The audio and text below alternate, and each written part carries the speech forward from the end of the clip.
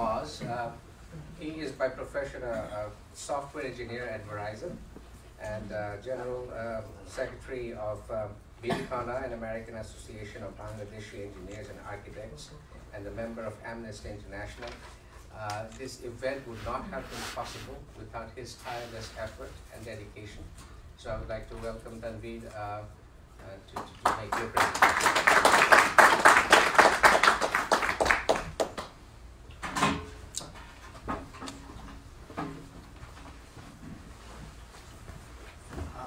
To see the slides. Thank you, Mr. Saini, for your kind introductions.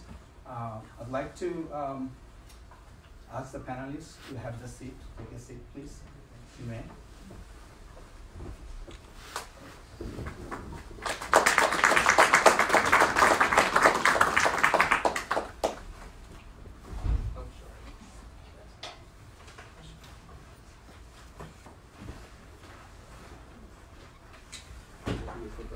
Sorry.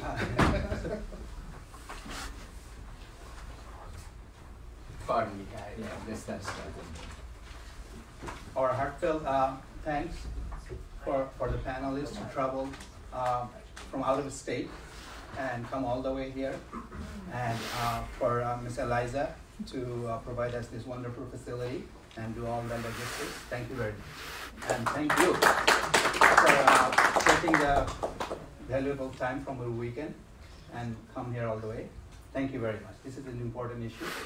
This affects all of us directly and indirectly. Before I start, I'm going to just give an overview of the journalists that we are featuring here today. But they're not the only one.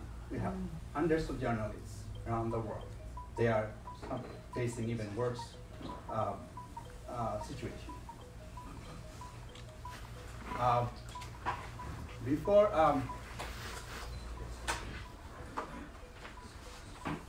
There is a slogan in Washington Post recently. It says, "Democracy dies in darkness." And various autocratic and populist regimes developing or developed world target them precisely. They want to prevent us from getting the lights that these journalists and media provide us. And without those lights, we will be in the darkness, and democracy will be in grave situations. So our first featured journalist is Shahidul Alam from Bangladesh. He's an acclaimed photojournalist, a writer, a curator, and also a human rights activist.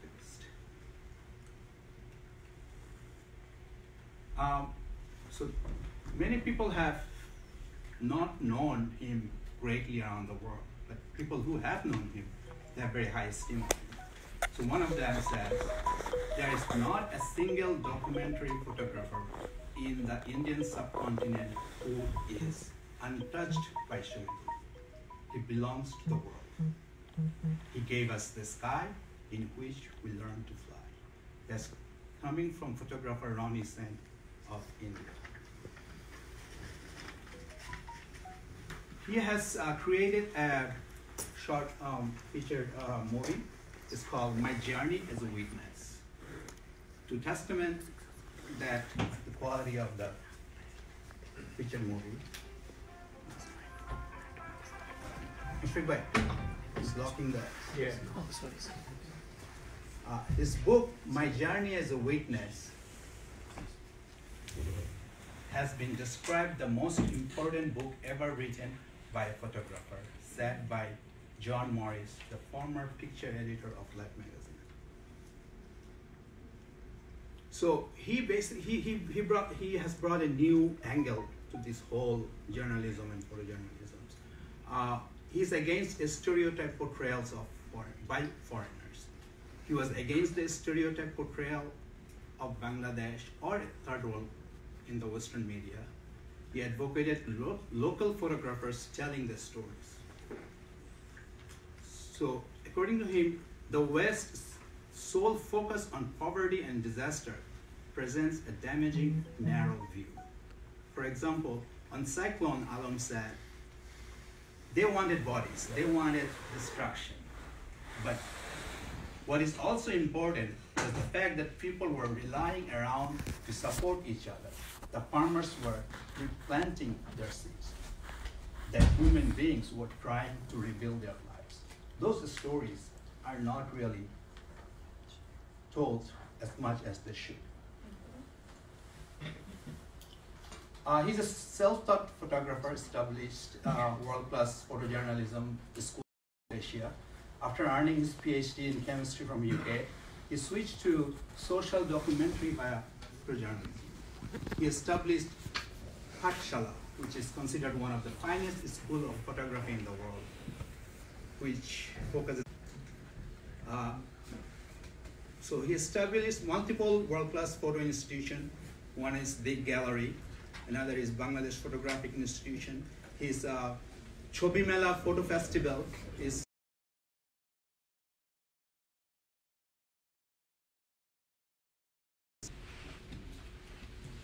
He also coined a phrase called majority world photo.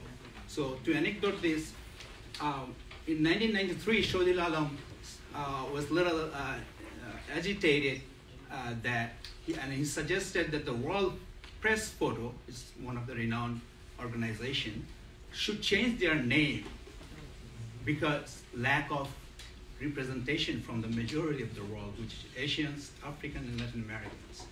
3 weeks later, the World Press Photo Exhibition came to Bangladesh for the first time. And Alam became the first South Asian to chair that international jury of World Photo Press. And then in 2004, he founded International Photo Agency for photographers, basically from Asia, Latin America, and Middle East, and appropriately called it Majority World Photo. He covered various landscape, natural disaster, political upheavals, deaths of government workers, struggles against human rights abuses, Bangladesh autocratic government and military crackdowns on freedom of speech, enforced disappearance, extrajudicial killings, and Rohingya refugees.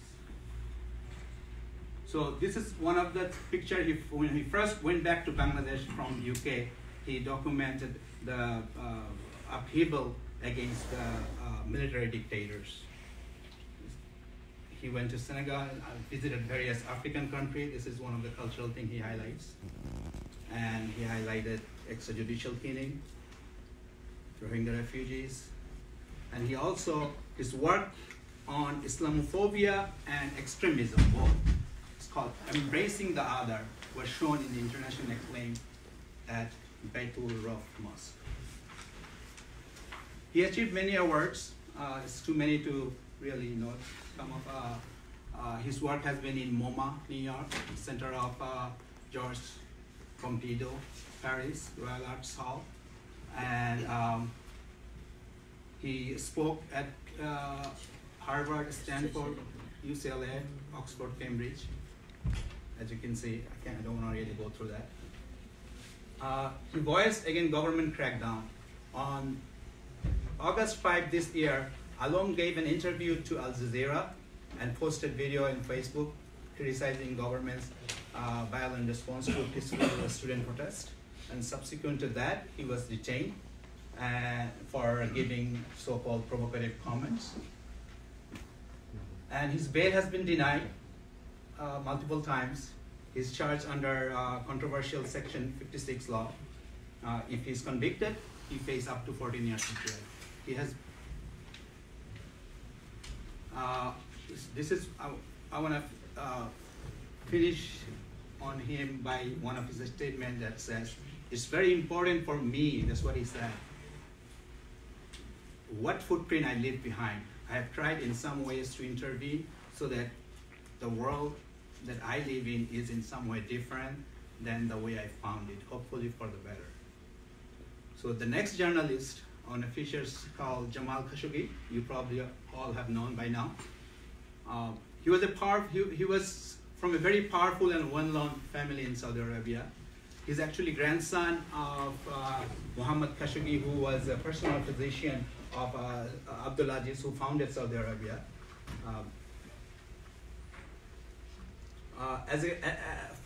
As a career, he was a prominent journalist and editor in Saudi Arabia. He started correspondent from Saudi Gazette, and as an assistant manager of Okaz, he reported various weekly Arab newspapers and became editor-in-chief. Later, he interviewed in his early career Osama bin Laden and covered Soviet invasion of Afghanistan. He served also as a senior advisor to the government.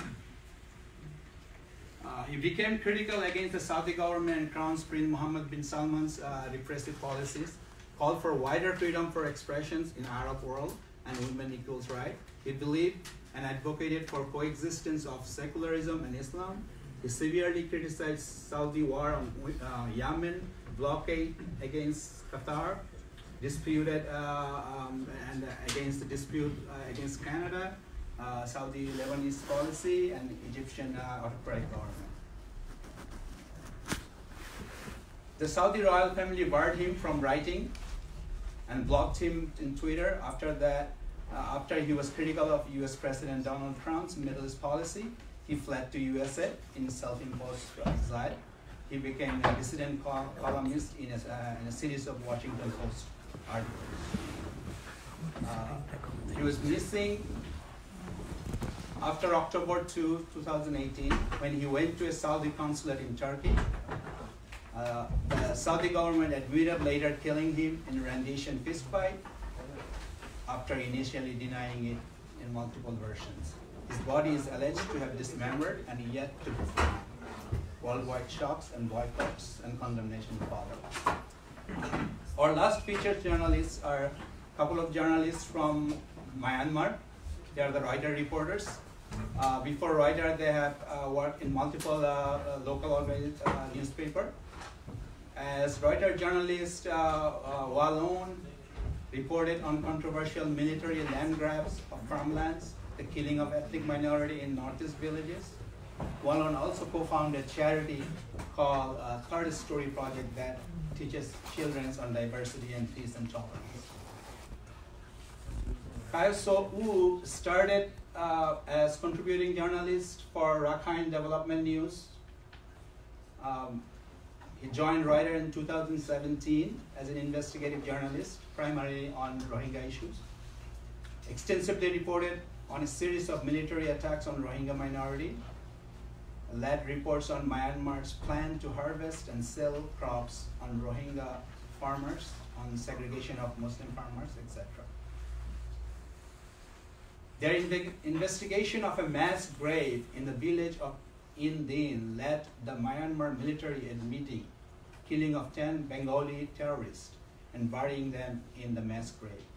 This investigation into the Rohingya massacre led United Nations to release a study on abuse in Rakhine, accusing Myanmar's military chief of heading a campaign of genocides and crime against humanity. They imposed media blackout in Rakhine. On December 12, Wallon and Khayo So were invited to a dinner with 2 police officers in a setup at a restaurant. They were arrested almost immediately after they were given documents by an unidentified individual. 9 months later, their arrest, they were sentenced to 7 years of imprisonment with hard labor under the colonial era Official Secret Act for obtaining important secret papers. So this concludes my overview of the featured journalists. Please keep supporting Voice. Thank you.